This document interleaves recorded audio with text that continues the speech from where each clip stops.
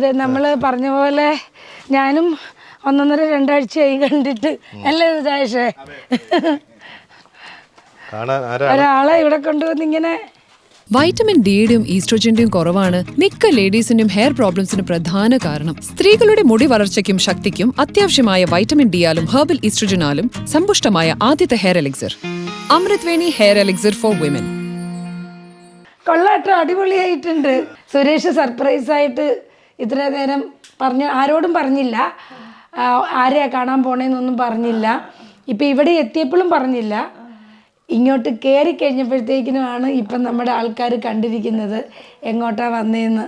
കലൻ പോത്രലിലെ സൗധാമിനി ഇപ്പോൾ ആരും അറിയാതെ ഈ ഒരു ജനസേവന കേന്ദ്രത്തിൽ താമസിക്കുന്നു എന്നുള്ളത് ഒരുപക്ഷെ മലയാളി പ്രേക്ഷകരെ സംബന്ധിച്ചുള്ള വളരെ ഷോക്കിംഗ് ആണ്.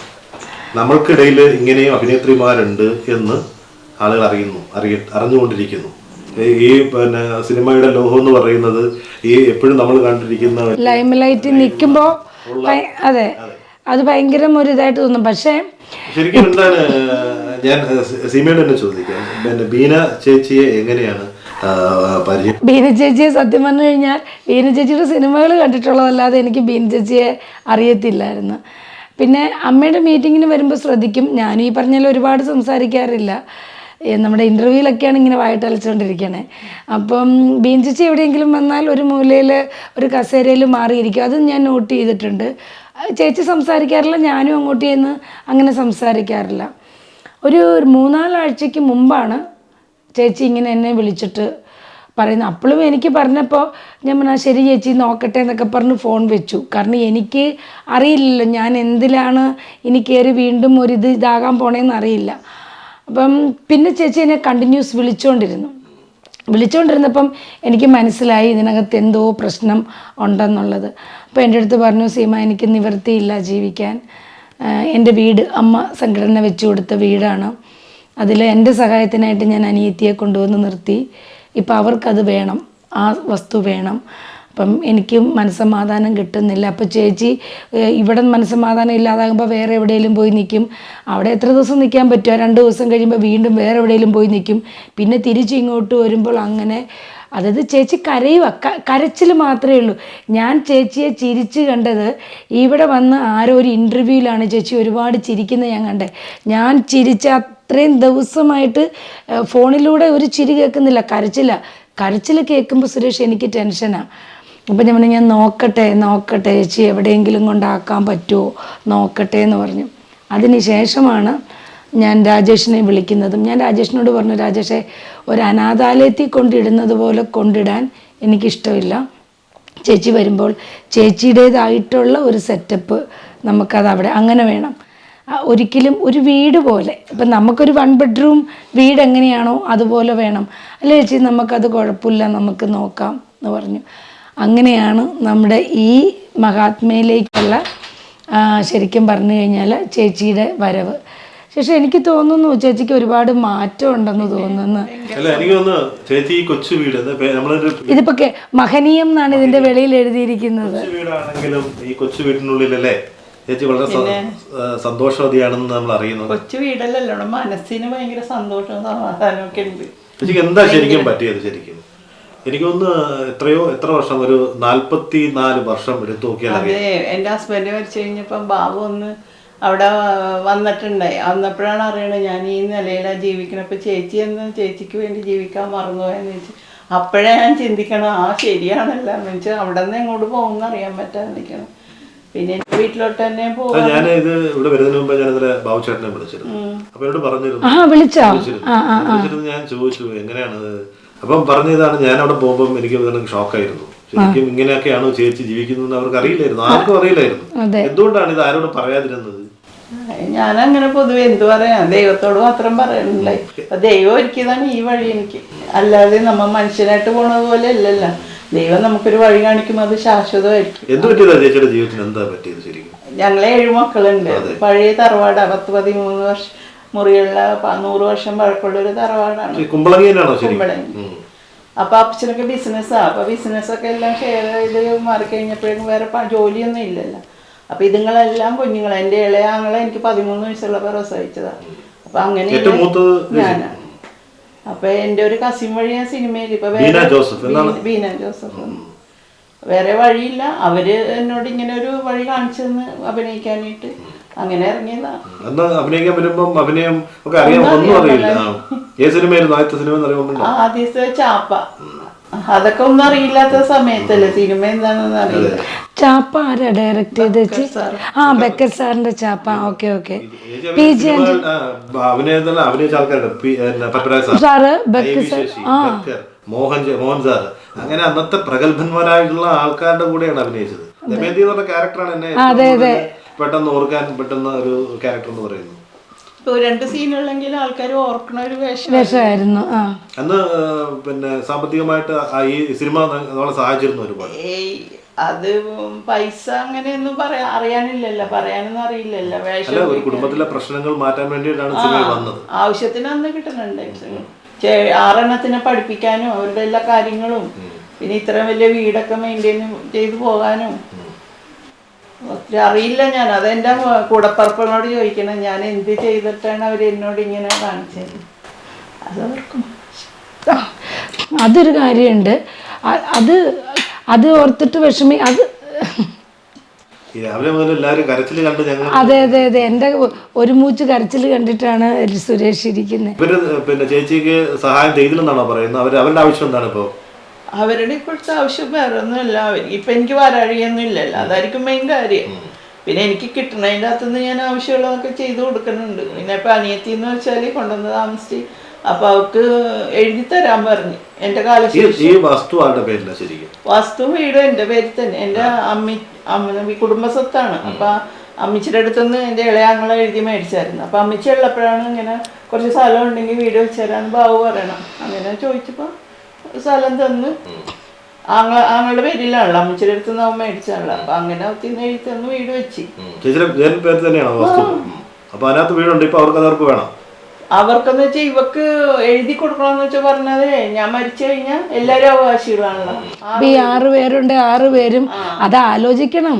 ഇത് എത്ര ആകെ 3 സെന്റ് വസ്തുവും 500 സ്ക്വയർ ഫീറ്റ് എങ്ങാണ്ടുള്ള ഒരു വീടിനെ കുറിച്ചാണ് ഈ ചർച്ചകൾ കംപ്ലീറ്റ്.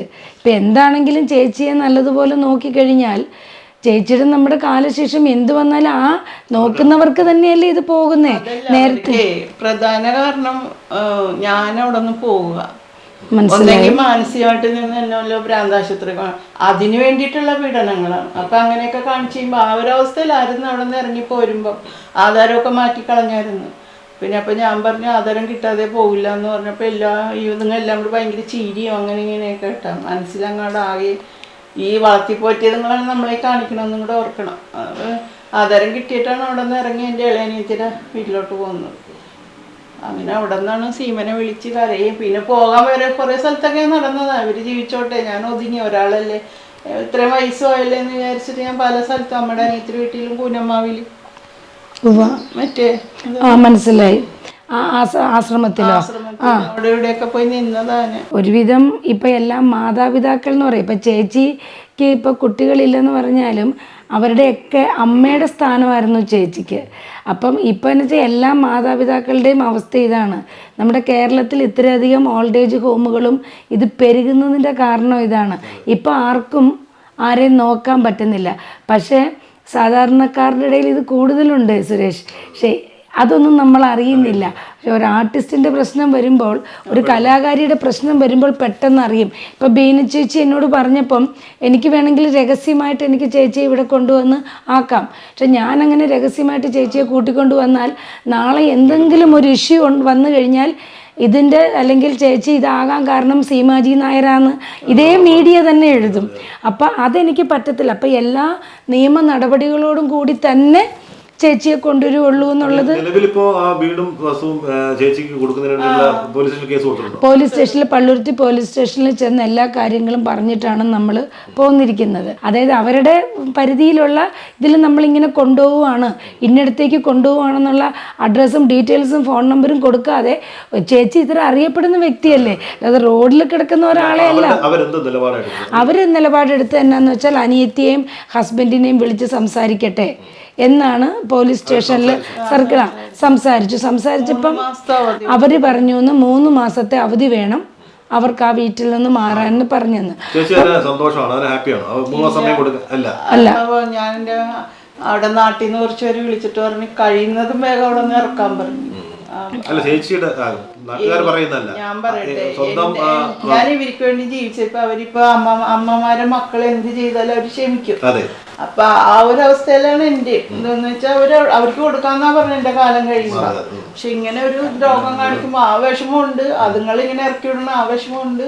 എന്റെ കാലം കഴിയുമ്പോ എന്തെങ്കിലും ചെയ്തു കൊടുക്കാം. അല്ല ഇപ്പൊ ചേച്ചിയുടെ വിഷമം ഇപ്പൊ ചേച്ചിയുടെ വിഷമം എന്താന്ന് വെച്ച് കഴിഞ്ഞാല് ഇത്രയും ചേച്ചി അവർക്ക് വേണ്ടി ജീവിച്ചിട്ട് ചേച്ചിയുടെ യൗവനം കംപ്ലീറ്റ്, അങ്ങനെ തന്നെ നമുക്ക് പറയാം, ഒരു സ്ത്രീയുടെ യൗവനകാലം കംപ്ലീറ്റ് ഈ സഹോദരങ്ങളെയും കൂടപ്പിറപ്പുകളെയും അവരുടെ ഒരു ജീവിത വഴി തെളിയിച്ചു കൊടുക്കാൻ വേണ്ടി ജീവിതം നശിപ്പിച്ച ഒരു വ്യക്തിയാണിത്. അപ്പം അതിനുശേഷം സായാഹ്നത്തിലായിരിക്കാം ചേച്ചിക്കൊരു കൂട്ട് കിട്ടിയിരിക്കുന്നത്. പുള്ളിയും ഭയങ്കര മദ്യപാനവും സംഭവവും ഒക്കെയായിരുന്നു, പുള്ളിയും മരിച്ചു. അപ്പോൾ ശരിക്കും പറഞ്ഞു കഴിഞ്ഞാൽ തിരിഞ്ഞു നോക്കുമ്പോൾ ഒരു സിനിമാ നടിയുടെ പകിട്ടോ കളറോ ഒന്നുമുള്ള ലൈഫായിരുന്നില്ല ചേച്ചിയുടെ. ഒരു ലൈം ലൈറ്റിൽ കുമ്പളങ്ങി ബീന നിന്നു എന്ന് പറയുമ്പോൾ പോലും അത്രയ്ക്കും നല്ല ഇതൊന്നും ആയിരുന്നില്ല. അതായത് സാമ്പത്തികവും ഒക്കെ അത്രയും പ്രശ്നങ്ങളുണ്ടായിരുന്നു. അപ്പോൾ തീർച്ചയായിട്ടും അവരെന്താ ചെയ്യണ്ടേ? ആരുമില്ലാത്ത ഞങ്ങളുടെ ബീന ചേച്ചിക്ക് ഞങ്ങൾ വേണം താങ്ങും തണലുമായിട്ട് നിൽക്കാൻ എന്നല്ലേ അവർ വിചാരിക്കണ്ടേ? അതിന് പകരമായിട്ട് അവർ ഒരുപാട് ദ്രോഹിച്ചിരുന്നു. അതുപോലെ മാനസികമായിട്ട് ദ്രോഹിച്ചിരുന്നു. അങ്ങനെയല്ല, മാനസികമായിട്ട് അവർക്കറിയാം. എനിക്ക് ചോദിക്കാനും പറയാൻ ആരുമില്ല. അതിങ്ങനെ ഇടയ്ക്ക് പറയും ആരും വരാനും പോലില്ല, എന്ത് ചെയ്താലും എന്നൊക്കെ പറയും. അപ്പൊ അതൊക്കെ കേൾക്കുമ്പോൾ ഞാൻ ഒന്നും കൂടി ഇങ്ങനെ അന്തം വിട്ട് ഇതെന്താണ് ഇങ്ങനെ പറയണെന്ന് വിചാരിച്ചിട്ട്, പിന്നെ ഷുഗറിന്റെ ഗുളിക കഴിച്ചാലൊന്നും മരിക്കൂല, എന്നാലും തളർന്നു കിടക്കാൻ വേണ്ടി ഷുഗറിന്റെ ഗുളിക മേടിച്ചു അത് കുറെ എടുത്ത് കഴിക്കും. വെള്ളവും ഭക്ഷണവും ഇല്ലാതെ 5-6 ദിവസം അങ്ങനെ കിടന്നേച്ച് തളർന്നു കിടന്നു. ഇതൊക്കെ കേട്ടിട്ട് ആരോട് പറയാനും എന്ത് പറയാനൊന്നും എനിക്കറിയില്ല. എന്റെ 36ാമത്തെ വയസ്സിൽ വിവാഹമൊന്നും വീട്ടിൽ നിന്ന് കഴിച്ചൊന്നുമില്ല. ഇതുങ്ങളെ പോറ്റി അവിടെ നിന്ന് എങ്ങനെയെങ്കിലും രക്ഷപ്പെട്ടാ മതിയല്ലോ. ഒരു 30 സെന്റ് എന്റെ ഓഹരി തന്നായിരുന്നു വീട്ടിൽ നിന്ന്. അത് കണ്ടിട്ടാണ് തോന്നുന്നു. എന്നാലും കുറെ നാൾ അയാളുടെ കൂടെ ജീവിച്ചില്ലേ, നമുക്കൊരു രജിസ്റ്റർ മാരേജ് കഴിഞ്ഞ് എന്റെ വീട്ടിലൊരു മാസത്തോളൊക്കെ താമസിച്ചു കഴിഞ്ഞിട്ടാണ് മാറിയത്. എനിക്കിവിടെ സാബുന്ന്. പുള്ളി വാടകയൊക്കെ നമ്മ തന്നെ കൊടുക്കണം, എന്നാലും ഒരാള് കൂട്ടിനുണ്ട്, അത്രേ ഉള്ളൂ. കുട്ടി ഭയങ്കര കുടിയായിരുന്നു. അങ്ങനെയാണ് മോളിൽ നിന്ന് വീണ്, ടെറസിന്റെ മോളിൽ നിന്ന് കണ്ട് വീണ് മരിക്കുകയായിരുന്നു. പിന്നെ അന്നുണ്ട് ആ 30 സെന്റ് സ്ഥലം ഉണ്ടായിരുന്നു, അതും പുള്ളി വിറ്റ് കുടിച്ചു. പുള്ളിയെ കൊണ്ട് ആകെ കിട്ടിയ ഉപകാരം അതാണ്, ഉള്ളതും കൂടി നശിപ്പിച്ചു എന്നുള്ളതാണ്. ജീവിതം കൊണ്ട് ആകെ നേടിയത് എല്ലാ സഹോദരങ്ങളെയും പഠിപ്പിച്ചു വലുതാക്കി എന്നുള്ളതാണ്. അന്നേരം മരിക്കുന്ന മുമ്പ് എന്നോട് പറയും, വീട്ടുകാർ ഭയങ്കര സ്നേഹത്തിലാണല്ലോ എന്നോട്, ഇങ്ങനെ ഇയാളുള്ളതുകൊണ്ട്. അന്നേരം പറയും ഞാൻ മരിച്ച പോലെ നിന്നെ വീട്ടുകാർ നീയല്ലേ അവരെയൊക്കെ പോറ്റിയിരുന്നു. ഞാൻ പറയും തെണ്ടി പുറലോകത്ത് നടന്നാലും എന്നെ അങ്ങോട്ട് വിടല്ലേ എന്ന് പറഞ്ഞ് ഞാൻ അന്നും കരഞ്ഞിട്ടുള്ളൂ. എനിക്ക് എൻ്റെ വീട്ടുകാരെ എനിക്കെല്ലാം അറിയാൻ എന്തോരം പറിച്ചു കയറി നമ്മൾ തിന്നാമനോ അത്രയും അവർ ചെയ്യും. അതാണ് അവരുടെ സന്തോഷം. ഇല്ലെങ്കിൽ അതിൻ്റെതായിട്ടുള്ള അവരുടെ വാക്കുകൾ കൊണ്ട് അവർക്കറിയാം എന്തെങ്കിലും നോക്കണം വാക്ക് പറഞ്ഞാൽ ഞാൻ അപ്പോഴേ കരഞ്ഞിരിക്കും എന്നറിയാം. ഭക്ഷണവും കഴിക്കൂല, മരുന്നും കഴിക്കൂല. ആ ഒരവസ്ഥയിൽ വല്ലാത്തൊരവസ്ഥയായിരുന്നു. ഞാൻ സമ്പാദ്യങ്ങളെല്ലാം കുടുംബത്തിന് വേണ്ടിയിട്ട് എന്തോളം പ്രതിഫലം കിട്ടിയിരുന്നു? അല്ല ഒരു ഇത് അറിയാൻ വേണ്ടിയിട്ടാണ്. 50,000 കൂടുതലൊന്നും കിട്ടിയിട്ടൊന്നുമില്ല. അന്ന് പ്രധാനപ്പെട്ട ഒരുപാട് താരങ്ങളുടെ കൂടെ അഭിനയിച്ചിട്ടുണ്ട്. അല്ല അന്നൊക്കെ പൈസ കുറവാണല്ലോ, ഇന്നത്തെ പോലെ അല്ലല്ലോ അന്ന്. എന്നാലും 50,000 കൂടുതലൊന്നും കിട്ടിയിട്ട് 2-3 ദിവസത്തെ വർക്കൊക്കെ അല്ലേ ഉണ്ടാവുള്ളൂ. അത് തന്നെ നമ്മ വീട്ടിൽ കൊണ്ടുവരുമ്പോ പിന്നെ വലിയൊരു എമൗണ്ട് ആണല്ലോ. എനിക്ക് വേണ്ടി ഒരു ബ്ലൗസ് പോലും ഞാൻ മേടിക്കാറില്ല കിട്ടണേ. എന്ന് വെച്ചാൽ അത് മാത്രം വീട്ടിൽ വന്നു കഴിയുമ്പോൾ ഓരോ ആവശ്യങ്ങളും പറഞ്ഞ് ഇരിപ്പുണ്ടാവും. പിന്നെ അമ്മച്ചിയുടെ ഇതും അപ്പച്ചൻ്റെ ഇങ്ങനെ ഹോസ്പിറ്റലിൽ പോകും, പെതുങ്ങളെയൊക്കെ പഠിപ്പിക്കലും നിങ്ങളുടെ രോഗങ്ങളും അങ്ങനെ ഒത്തിരി അറിയാൻ പറ്റില്ല. ദൈവം എങ്ങനെയാണ് അതൊക്കെ പോറ്റിക്കൊണ്ടുവന്നത്, ദൈവം കൂടെ ഉണ്ടായിട്ട് തന്നെയാണ്. ആ ദൈവം തന്നെ കൂട്ടുനിന്ന് ഇപ്പൊ പല സ്ഥലത്തും ഞാൻ നടന്നിട്ട് എനിക്ക് സ്ഥിരമായിട്ട് നിൽക്കാൻ പറ്റിയില്ല. പക്ഷെ ഈ ഒരു വഴി ദൈവം കാണിച്ചെന്നു. അപ്പൊ ഞാൻ ഇറങ്ങി ഇപ്പൊ ഇവിടെ ഇവിടുന്ന് തിരിച്ച് വീട്ടിലേക്ക് തന്നെ പോകാൻ തന്നെയാണോ ഉദ്ദേശം? അതൊന്നും അത് അല്ല, എനിക്കതിൽ വലിയ അഭിപ്രായമില്ല. ഇപ്പം എന്താണെന്ന് വെച്ച് കഴിഞ്ഞാൽ ചേച്ചിക്ക് ഇപ്പം കിട്ടി ആ വീട്ടിൽ ചേച്ചി പോയി ഇപ്പോൾ ഒറ്റപ്പെട്ടാണ് അവിടെ നിൽക്കേണ്ടി വരിക. അല്ലാതെ ആരും സഹോദരങ്ങൾ വന്ന് കൂടെ നിൽക്കുവോ അവർ സംരക്ഷിക്കുകയോ ചെയ്യില്ല. പിന്നെ ഇനി ജീവിത സായാഹ്നമാണ്. ഇപ്പോൾ ചേച്ചിക്ക് 60 വയസ്സോളം ആയിട്ടുണ്ട് അല്ലേ?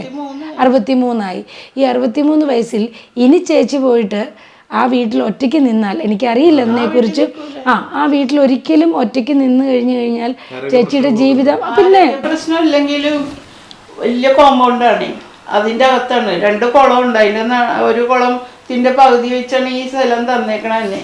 അപ്പം ഇതുങ്ങളെല്ലാം അവിടെ എല്ലാം താമസിക്കണം. മാനസികമായിട്ട് നമ്മൾ വിഷമിപ്പിക്കണം. അതിന് ഇത്രയും ദൂരം നമ്മൾ കടകളിലൊക്കെ പോകണമെങ്കിൽ ഒരു സഹായത്തിന് ആരും അങ്ങനെ ഒന്നും ഉണ്ടാവില്ല. അപ്പം പിന്നെ ഞാൻ അവിടെ പിന്നെ മാത്രമല്ല എന്തെങ്കിലുമൊക്കെ സുഖമില്ലാഴിക്ക് വന്ന് അസുഖം വന്ന് ആരുണ്ട് നോക്കാനായിട്ട്?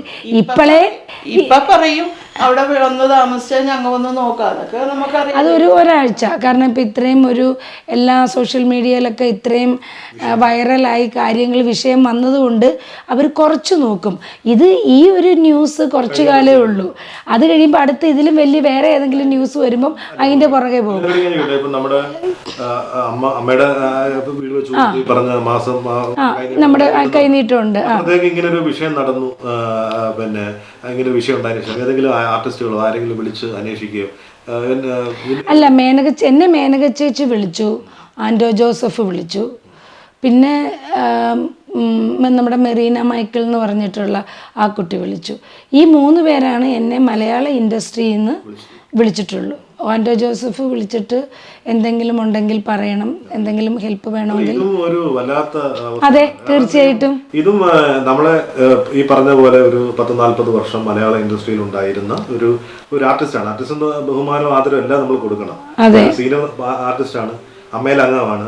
അമ്മയില് സഹായങ്ങൾ കിട്ടുന്നു, അതിനെ ചെറുതായി കാണുന്നില്ല. പക്ഷേ ഇങ്ങനൊരു അവസ്ഥ വരുന്ന സമയത്ത് നമ്മൾ അവരോടൊപ്പം നിൽക്കേണ്ട നമ്മുടെ സൂപ്പർ താരങ്ങളടക്കം എല്ലാവർക്കും അതിന് ബാധ്യതയുണ്ട്, അതിലൊരു ഉത്തരവാദിത്തം ഉണ്ടെന്ന് വിശ്വസിക്കുന്ന ഒരാളാണ് ഞാൻ. പ്രത്യേകിച്ചും ഈ മറ്റുള്ള കാര്യങ്ങളിൽ മാത്രമല്ല, ഇവിടെ പശുവിന് നഷ്ടപ്പെടുമ്പോൾ അവരുടെ വേദനകൾ തപ്പപ്പെടുന്ന ആർട്ടിസ്റ്റുകളൂടെ ഉണ്ട്. ഇവർക്കല്ല, ഇവരതിനപ്പുറത്തേക്ക് ഇങ്ങനെ ജീവിതം ഉള്ള ആളുകളുണ്ട്. അവരെയും എങ്ങനെയാണ് നമ്മൾ സംരക്ഷിക്കേണ്ടത്, അവരെ നമ്മൾ ഒപ്പം ചേർക്കേണ്ടവരല്ലേ ഒന്നും നിങ്ങളൊന്ന് ചിന്തിക്കേണ്ടതാണ്. ഇതൊരു ചെറിയ വിഷമത്തോടു കൂടി തന്നെ പറയുകയാണ്. കാരണം ഇങ്ങനെ ഓരോ ആർട്ടിസ്റ്റുകളുടെയും ജീവിതം ഇങ്ങനെ എവിടെയെങ്കിലുമൊക്കെ അവസാനിക്കപ്പെടേണ്ടതല്ല, നമ്മളെപ്പോഴും കൂടെ ഉണ്ടാവണമെന്ന് മറ്റുള്ളവർ ഓർപ്പിക്കേണ്ട ഒരു കാര്യം കൂടി ഈ അവസരത്തിലൊന്ന് പറഞ്ഞു പോയില്ലെങ്കിൽ അത് വളരെ മോശമാകുമെന്ന് തോന്നുന്നു. ചേച്ചിക്ക് അത് തോന്നിയിട്ടില്ലേ? അങ്ങനെ ആരെങ്കിലും വിളിക്കുമെന്നോ അങ്ങനെ എന്തെങ്കിലും പ്രതീക്ഷയുണ്ടോ?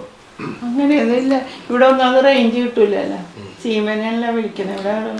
അല്ല, എന്നെ പിന്നെ ശാന്തകുമാരി ചേച്ചിയാണ് എന്നെക്കുറിച്ച് ബീന ചേച്ചിയോട് പറഞ്ഞത്. അതായത് ശാന്തകുമാരി ചേച്ചി എന്നും ബീന ചേച്ചിയായിട്ട് കോണ്ടാക്ട് ഉണ്ട്. ഇപ്പം തന്നെയാണെങ്കിലും ഞാൻ വയറ്റിലെല്ലാം താമസിച്ചിരുന്ന, അപ്പോൾ എന്തെങ്കിലും ഉണ്ടെങ്കിൽ ഞാൻ വിളിച്ച് കരയണത് ചേച്ചിനെ. ചേച്ചി അപ്പോൾ തന്നെ എൻ്റെ കരച്ചിലാകുമ്പോൾ തന്നെ ഫോൺ കട്ട് ചെയ്യും. എന്നിട്ട് കുറച്ച് കഴിയുമ്പോൾ വിളിക്കും എന്നെ. അങ്ങനെയായിരുന്നു. അപ്പോൾ ഈ ചേച്ചിനെ വിളിച്ചിട്ട് ഇത് കുറേ ദിവസമായി കരയണത്, ചങ്കുപൊട്ടി കരയണത്, ചേച്ചി ഇങ്ങനെയാണെന്നൊക്കെ പറഞ്ഞു. അപ്പോൾ എന്നോട് മോളൊരു കാര്യം ചെയ്യാം, സീമാജി നായരെ വിളി, അവളാ നിന്നെ നിനക്ക് എന്തെങ്കിലും ചെയ്തു തരാൻ പറ്റുമോ വിളിക്കെന്ന് പറഞ്ഞു. അങ്ങനെയാണ് ഞാൻ ആദ്യമൊക്കെ വിളിച്ചിട്ടുണ്ട്. സീമക്ക് പിന്നെ വിളിക്കാന്നൊക്കെ പറഞ്ഞു. കാരണം ഞാൻ നല്ല ഓട്ടമാണ്, തിരക്കാണ്. സമയത്ത് വിളിച്ചപ്പോഴേക്കും ഞാൻ കറക്റ്റായിട്ട് ഇത് ആദ്യം വിളിക്കുമ്പോൾ പിന്നെ അപ്പോഴേക്കും 100-150 കാര്യം സുരേഷെ തൊട്ട് പുറകെ കയറി വരും. പിന്നെ അതിൻ്റെ പുറകെ ഓടും. അത് കഴിഞ്ഞിട്ട് ശാന്തകുമാരി ചേച്ചിയാണ് നമ്പർ കൊടുത്തതെന്നൊന്നും എനിക്കറിയില്ല പിൻ ചേച്ചിക്ക്. അത് കഴിഞ്ഞ് പുള്ളിക്കാരി എന്നെ വിളിച്ച് ചേച്ചിയെ ഇവിടെ ആക്കി കഴിഞ്ഞപ്പോൾ വിളിച്ചിട്ട് പറഞ്ഞു ഞാനാണ് നമ്പർ കൊടുത്തത്. അപ്പോൾ പുള്ളിക്കാരി എൻ്റെ അടുത്ത് കരഞ്ഞു, നിനക്ക്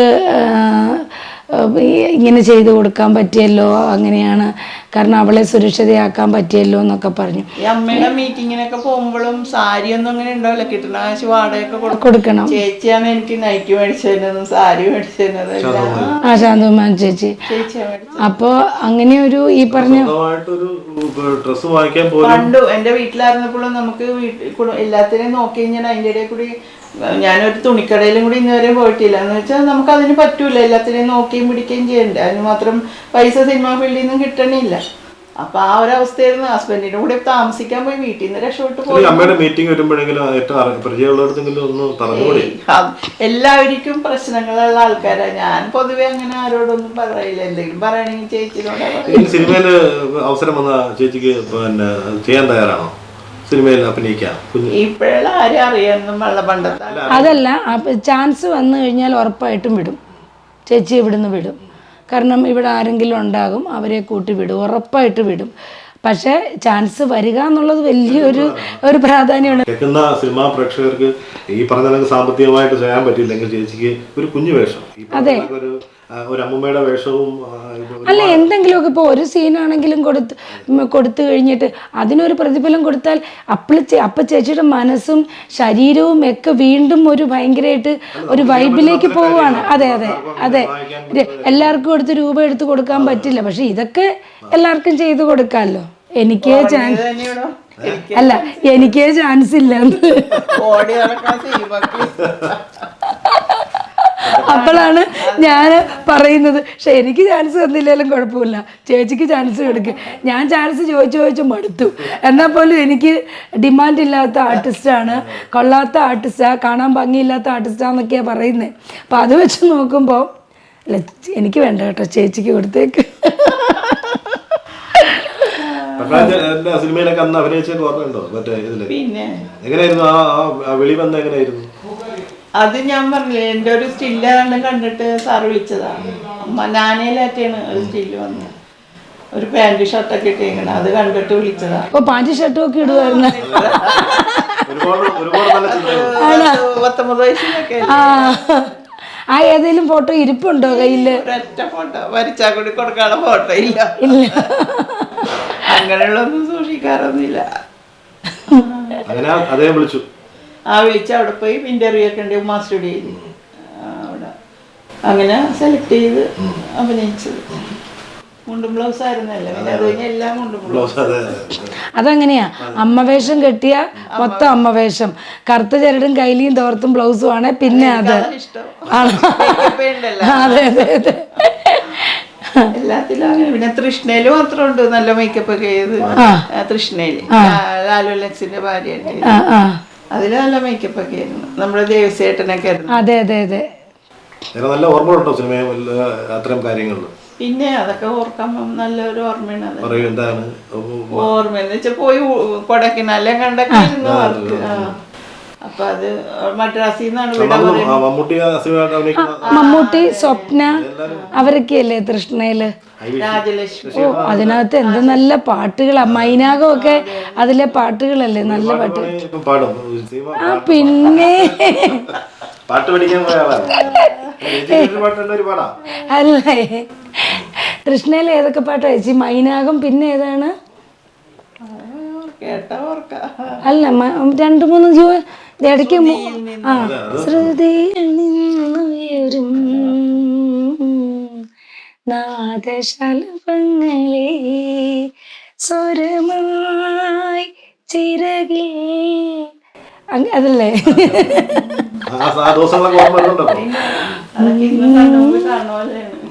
നല്ലൊരു ലൊക്കേഷനും എല്ലാവരും നല്ല ആൾക്കാരൊക്കെ ആയിരുന്നു. അതാണ് നമുക്ക് ആദ്യമൊക്കെ പോയ കാലമല്ലേ. ഒരു മദ്രാസിൽ നിന്നാണ് വിട പറയും മുമ്പ് കഴിഞ്ഞിട്ടാണ് അവിടെ നിന്ന് ഈ കൃഷ്ണയിലാണ്. വിട പറയും മുമ്പേലുണ്ടായിരുന്നോ? ആണല്ലേ? ഓ, നല്ല പടങ്ങളാണ് നല്ല ഡയറക്ടേഴ്സും നല്ല പടങ്ങളുമാണ് ചെയ്തിരിക്കുന്നത്. പിന്നെ എന്തുകൊണ്ടാ വലിയ അവസരങ്ങളൊന്നും തേടി വരാത്തതെന്ന് ചോദിച്ചോണ്ടോ? അതെന്നാ എനിക്ക് അന്നൊക്കെ എന്ന് വെച്ചാൽ നമ്മ അവസരങ്ങൾ തേടി നടക്കലല്ല, നമ്മളെ തേടി നമുക്ക് പറ്റിയ ക്യാരക്ടർ അവര് ഓഫീസിൽ നിന്ന് ആള് വരും, ഇത്ര ദിവസത്തെ ഡേറ്റ് ഇന്ന വേഷം എന്നൊക്കെ പറഞ്ഞു. അന്നൊക്കെ അങ്ങനെയായിരുന്നു, നമ്മളിങ്ങനെ തേടി നടക്കണ്ട. ഒരു കഥ എഴുതുമ്പോൾ തന്നെ ഇന്ന ആർട്ടിസ്റ്റിനെന്നൊക്കെ പറഞ്ഞിട്ടുണ്ടോ, അങ്ങനെ കിട്ടിക്കൊണ്ടിരുന്നു. പിന്നെ ഇങ്ങനെ നമ്മൾ അങ്ങോട്ട് ചോദിക്കലും അങ്ങനെയൊക്കെ, അതൊന്നും എനിക്കറിയാൻ പറ്റില്ല. കുമ്പളങ്ങി പോലുള്ള സ്ഥലത്തുനിന്ന് ഒരു അഭിനേത്രി ഇല്ല, ഞാൻ ഒരിടത്തും പോവില്ല. ഒരു സിനിമയും കൂടി കാണാൻ, അഭിനയിച്ച സിനിമയും കൂടി കാണാൻ പോവില്ല. ചുറ്റിനും വെള്ളമല്ലേ, നടുക്കല്ലേ കാര്യം. 9 മണി കഴിയുമ്പോ ഫെറി കിട്ടൂല. പിന്നെ അവിടെ നിന്ന് ഇവിടെ സിനിമക്ക് പോയി. എന്റെ വീട്ടുകാരെന്ന് കള്ളംപോയിത്രം കാണാൻ കൊണ്ടായിരുന്നു കവിതാ തിയേറ്ററിൽ. ആ ഒരു പടം അങ്ങനെ പോവാറില്ല, സിനിമക്കൊന്നും പോവാറില്ല. ടിവിയിലൊക്കെ വരുമ്പോ അതിനുള്ള മനസ്സരിച്ച് ടി വി വെച്ചോണ്ടിരുന്ന അവിടെ ഇരുന്നോളും ടി വി. അത് കഥ ശ്രദ്ധിക്കാൻ സമയമില്ല. മൈൻഡ് അന്ന് തൊട്ട് ഇതിലിരിക്കുകയാണല്ലോ. ഇപ്പൊ ഷൂട്ടിങ് കഴിഞ്ഞ് വന്നാലും ഇവിടെ തികയൂലല്ലോ എല്ലാത്തിനും. രാത്രി കിടന്നുറങ്ങുമ്പോ തന്നെ കരയാത്തൊരു ദിവസം പോലും ഇല്ല. ചങ്ക് പൊട്ടിയന്നെ അന്ന് കരഞ്ഞോണ്ടിരുന്ന ആര് കാണാൻ. ഞാനൊക്കെ പഠിക്കുമ്പോ ഭയങ്കര പട്ടിണിയാ. അപ്പൊ ഡാൻസ് ഒക്കെ കളിക്കാം, എന്നാലും അത്രയും ദൂരത്ത് നിന്ന് ഓടി വീട്ടിൽ വരുമ്പോ ഒന്നും ഉണ്ടാവില്ല കഴിക്കാൻ. എന്നിട്ട് മുഖമൊക്കെ കഴുകി ഇതാക്കി, അപ്പൊ പൗഡറൊന്നും ഇല്ലല്ലോ. അങ്ങനെ ഈ നമ്മുടെ ഭിത്തിയിൽ ഇങ്ങനെ ചിരകും കുമ്മായം അതൊക്കെ തേച്ച് ഓടും സ്കൂളിൽ. എന്നാലും ഇത്ര വലിയ വീട്ടിൽ നിന്നൊക്കെ പട്ടിണി വന്ന ഒരു മനുഷ്യൻ നമ്മളെ കല്ലെറിയും കേട്ട അതുപോലെ കഷ്ടപ്പാടായിരുന്നു. അങ്ങനെ നടന്നിച്ചത്. പിന്നെ 8ാം ക്ലാസ്സിലൊക്കെ അങ്ങനെ പഠിക്കുമ്പോൾ 2-4 പിള്ളേരെ ഡാൻസ് ക്ലാസ് എടുത്തായിരുന്നു. അപ്പൊ അതിന്റെ ഒരു ചെറിയ കലാഭവനിൽ പള്ളിയിൽ നിന്ന് വിട്ട്, വീട്ടിൽ നിന്നല്ല പള്ളിയിൽ നിന്ന് പൈസ ഇങ്ങനെ അവര് കൊടുക്കും മാസം. 1 വർഷമേ പഠിച്ചുള്ളൂ. അപ്പൊ അതുകൊണ്ട് ആ പിള്ളേരെ 4 പേരെ 15 രൂപയാണ് ഒരു 4 പിള്ളേരെ ഒന്ന് പഠിപ്പിക്കാനുണ്ടായി. അങ്ങനെയൊക്കെ റേഷൻ കടയിലാണെങ്കിൽ ചിലപ്പോൾ ഒരു നേരമായിരിക്കും ഭക്ഷണം വെക്കണം. ഇത്രയും ഉണ്ട്, സ്ഥലങ്ങൾ ഒത്തിരി ഉണ്ട്. പക്ഷെ അത് പറഞ്ഞിട്ട് കാര്യമില്ല. കടമല്ല, കുടിയന്മാർക്കൊക്കെ 10 സെന്റ് സ്ഥലം കൊടുത്ത് കുറെ പോയി. പിന്നെ ഒരു 2.65 ഇതുണ്ടായി, നെല്ലിന്റെ അതുണ്ടായി. അതൊക്കെ ശരിക്കും വിറ്റ് പോയത്, അപ്പച്ചനുള്ളപ്പോൾ പോയത് അതല്ല. ബാക്കി ഇത്ര ഏക്കറൊക്കെ ഉണ്ടായി. 10 സെന്റ് വെച്ചൊക്കെ ഓരോരുത്തർക്കൊക്കെ ഒത്തിരി പോയായിരുന്നു. അങ്ങനെയുള്ള ഒരാളാണ് ഇപ്പം ഈ ഒരു നമ്മള് നല്ലതും കണ്ട് ദുഃഖം എല്ലാത്തിനും എനിക്കൊരു കുഴപ്പമില്ല. ഞാൻ എന്തിനും തറ വേണമെങ്കിൽ തറയിൽ കിടന്ന് ജീവിച്ചോളാം മനസ്സുണ്ട് എനിക്ക്. നമ്മ വലുതും ചെറുതൊക്കെ കണ്ട് ജീവിച്ചേക്കണ പറഞ്ഞേ. എനിക്ക് ഇത്ര പറയാനുള്ള എൻ്റെ കൂടപ്പറപ്പുകളോട് ഒരു 10 മിനിറ്റ് കഴിഞ്ഞ കാലങ്ങളൊന്നും ഓർത്താൽ മതി. ഞാൻ എന്താ ചെയ്തതെന്ന് അത് മാത്രമേ. അല്ല, അത് ഞാൻ പറഞ്ഞില്ലേ, വിഷമിക്കണ്ട. അവരത് ഓർക്കാത്ത കൊണ്ടല്ലേ, നമ്മളിത് പറഞ്ഞത് കൊണ്ട് അവരൊരിക്കലും ഇത് ഓർക്കണമെന്നൊന്നുമില്ല. അറിയോ ചേച്ചിക്ക്, നമ്മളിനി എത്ര പറഞ്ഞാലും ഈ വായിലെ വെള്ളം വെറ്റുന്നത് തന്നെ മിച്ചം. അങ്ങനെയാണെങ്കിൽ ഇവരിത് ഓർക്കാതിരിക്കാൻ എന്തെങ്കിലും ഉണ്ടോ? അപ്പൊ എന്തായാലും ഈ സിനിമയോടൊപ്പമുള്ള ഇന്നത്തെ യാത്രയും മോശമായില്ല. ഇങ്ങനെയുള്ള ജീവിതങ്ങൾ ഇവിടെ ഉണ്ട്, നമുക്ക് ഇവരെ നമ്മൾ അറിയണം. അതെ, തീർച്ചയായിട്ടും തിരിച്ചറിവായാലും എല്ലാവരും തിരിച്ചറിഞ്ഞാലും എല്ലാവർക്കും നല്ലത് അല്ലേ? അപ്പൊ നമുക്ക് വാക്കുകളില്ല, സംസാരിക്കാൻ പോലും വാക്കുകൾ മുറിയുന്ന ചില അവസരങ്ങളുണ്ട്. അത്തരത്തിലുള്ള ഒരു സ്ഥലത്താണ് ഞാനിപ്പോ ഇരിക്കുന്നത്. ഏതായാലും എല്ലാം നന്മ ഉണ്ടാകട്ടെ, ചിലത് മാറ്റങ്ങൾ ഉണ്ടാകട്ടെ, നമുക്ക് പ്രാർത്ഥിക്കാം. ഓക്കെ ചേച്ചി, സന്തോഷമായിരിക്കട്ടെ.